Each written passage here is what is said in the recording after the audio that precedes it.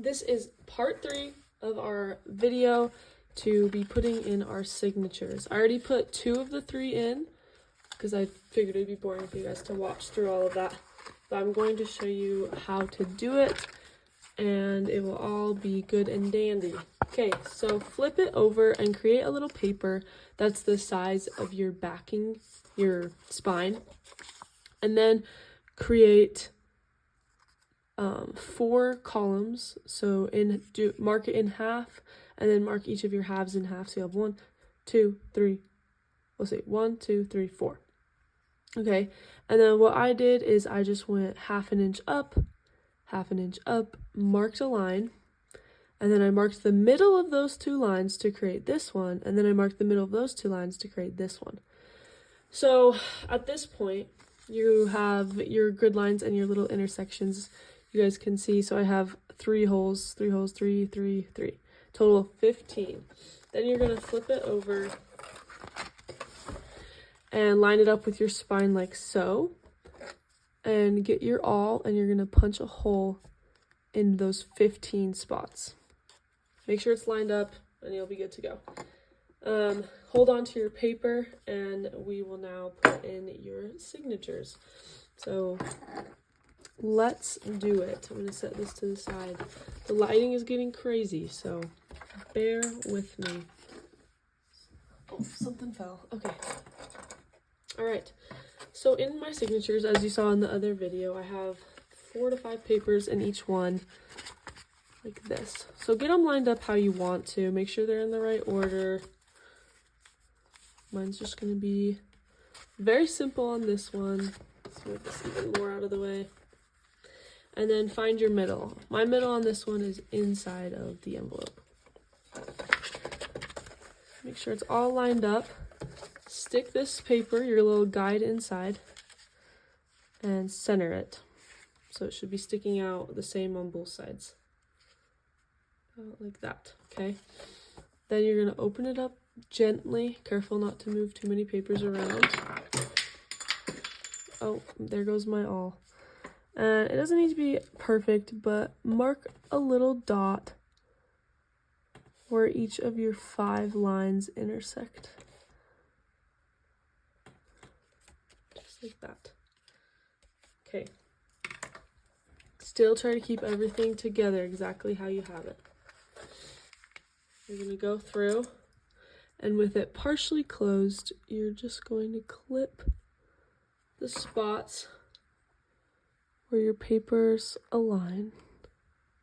It's hard because the envelope doesn't reach, but that's okay. It'll be okay once you fold them down. And clipping is not necessary. It's just if you want that extra security, okay, which I need. So this is my last one. The reason you keep it closed is because it will move your papers if you open it. Okay, so now you're going to just fold these little guys down. This envelope is a little loose, but that is okay as long as the other ones are good to go. All right, grab your awl, and you're just going to punch through on each of the spots, trying to go through the center, like right where all the papers meet. And you're just gonna do that 5 different times. And you don't need to push through too much, because if you push through too much, you might do extra damage, unnecessary damage to your paper. And it's okay if they aren't going through all the layers too. You just need to go through at least 2, I think is probably a good number. Okay, so now we have our 5 holes. Grab your wax thread. You're going to be measuring about 3 lengths of your pages. Maybe a little more if you're a little nervous like me. All right, then thread your needle.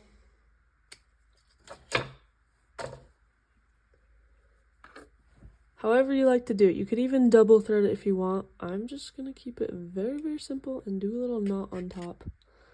2 knots on top.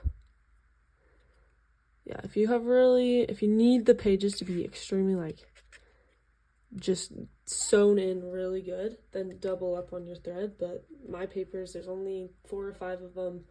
Most of them are thin, so it's not a big deal. All right, now we're just going to get into it. Grab your book backing, line up your holes, and we're just going to go through the middle hole. Then go through the middle hole on your spine, like that. Pull it most of the way through, leaving about 5 or 6 inches, like 3 inches. I'll show you how much. That's about all I'm gonna leave out. Okay, close it back up and go down a hole, just one. I like to stick mine through the spine first, especially on this first one. A lot of papers in the way. Stick it up through,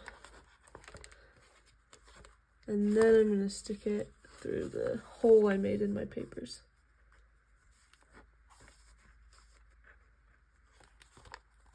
Really hard to do it with this angle. Like that, and pull it through.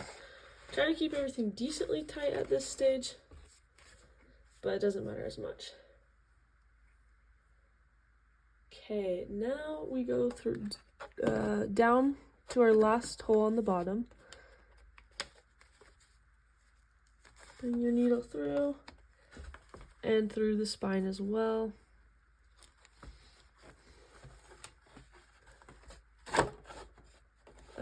Got caught on my clip. There we go.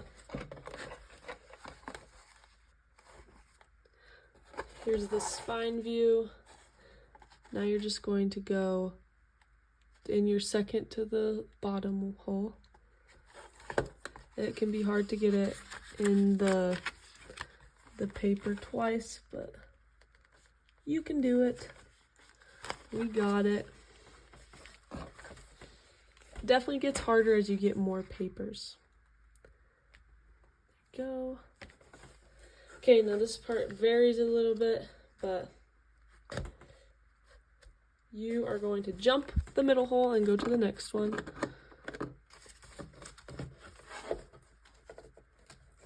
Stick it through and through the spine.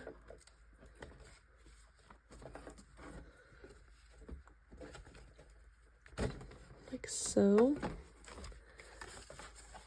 Turn to the back. Gonna stick it through the top hole and the top paper hole.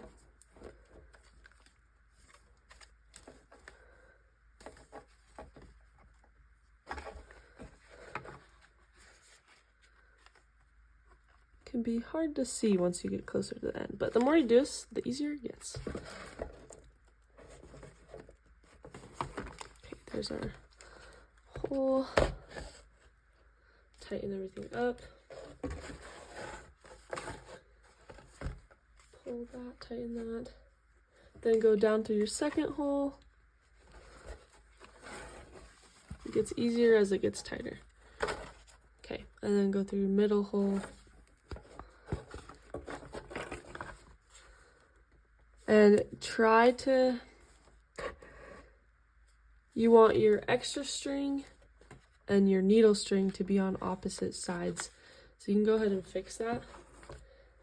Clip your needle, and I'm just going to do a classic, just double granny knot. Left over right, right over left. Pull it extra tight. You can leave your string, you can cut your string. I'm going to cut mine, but first I'm going to add some extra glue to seal the knot. And there you have it. Yeah, I'll let that dry, but we can take these off and get a good look at it. And you just repeat that. I would personally start on your left holes in the spine and move towards your right. Oh my goodness, this lighting. But here's kind of what we got so far. I'll just do a quick little flip through. There's my first one. How fun. And it just keeps going, and it's beautiful. Love the different sized papers. I did another envelope there.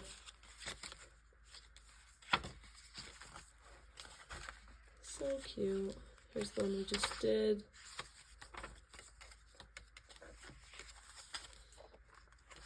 And it keeps going, but my next plan for this is to start adding pockets and lovely things like that. One other quick thought is it is total, so here's what we got, super cute. It is up to you if you want to leave this exposed or if you would like to cover it. I haven't decided yet. I kind of want to cover it with paper, a new fun pattern. I think that would be cool. Maybe a black and white pattern of some sort would be cute. Totally up to you guys. But that is the basic of your junk journal, and from here it's so fun to add little pockets onto your pages, like that, or add ephemera into your pockets and just go crazy. This kit comes with a lot of really fun papers, and I'm really excited to just see what becomes of it. But if you want these specific papers, I'll link them below. I'll link them in all the videos. But thank you guys for watching, and we will see you next time.